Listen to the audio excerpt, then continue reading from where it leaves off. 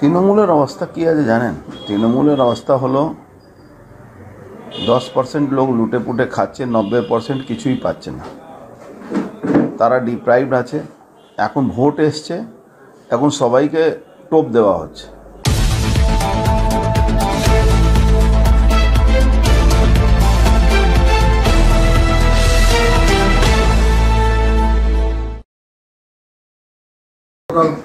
বলেছে যে ভোটে ভালো ফল করলে পরে পঞ্চায়েতগুলোকে যে সুযোগ সুবিধা সেগুলো পাইয়ে দেবে।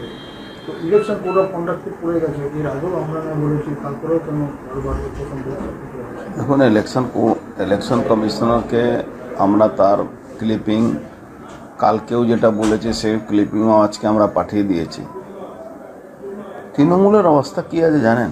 তৃণমূলের অবস্থা হলো 10% লোক লুটে পুটে খাচ্ছে, 90% কিছুই পাচ্ছে না। তারা ডিপ্রাইভড আছে।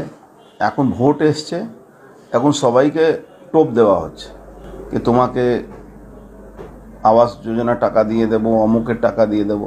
আরে ভাই, তুমি কোথা থেকে টাকা দেবে? এই টাকাটা তো দিল্লির টাকা, আর তোমার জন্য খয়রাতি বাঁটার টাকা না তো। এই টাকাটা তো সরকারি নির্মাণ করার জন্যে, ঘর নির্মাণ করার জন্য টাকা আসে। সেটা সঠিক লোক না পেয়ে যাদের পাকা বাড়ি আছে, বিল্ডিং আছে, মোটরসাইকেল আছে, গাড়ি আছে, 4 চাকা আছে, নেতারা আছে, যারা সকল তৃণমূলে যারা লুটপাট করার নেতারা, তারাই এইসব টাকা নিয়ে ভোগ করছে। এখনই যে 27 লক্ষ মানুষকে যেটা বলা হলো কি আমরা টাকা দিচ্ছি, এই টাকা তো ভোটের ফান্ড অ্যারেঞ্জমেন্ট হলো। কেন জব কার্ড তো 70% ফলস জব কার্ড ছিল।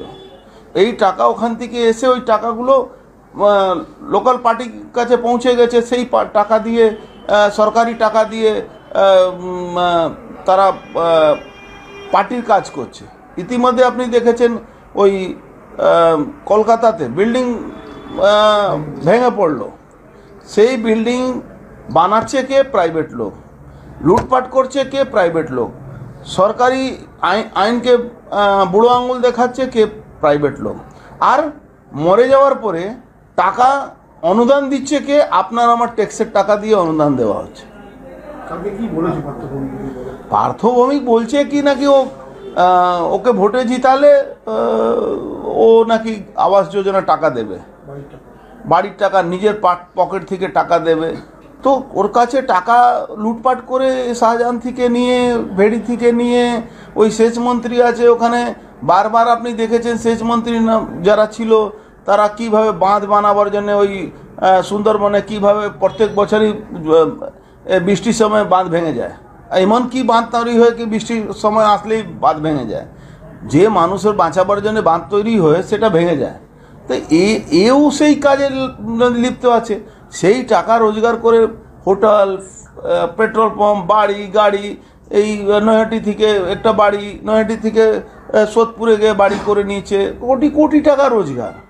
তো ও তো লুটপাট করছে, একটা শ্রেণী মানুষকে খাওয়াচ্ছে। একটা শ্রেণী মানুষ যারা তৃণমূল কংগ্রেস দীর্ঘদিন ধরে করেছেন, তারা লড়াই করেছিলেন সিপিএমের জমানায়, তারা আজকে ডিপ্রাইভড আছে।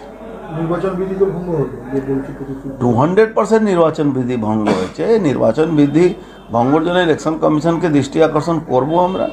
নির্বাচন কমিশন এটাকে কি অ্যাকশন নিচ্ছে আমরা দেখি।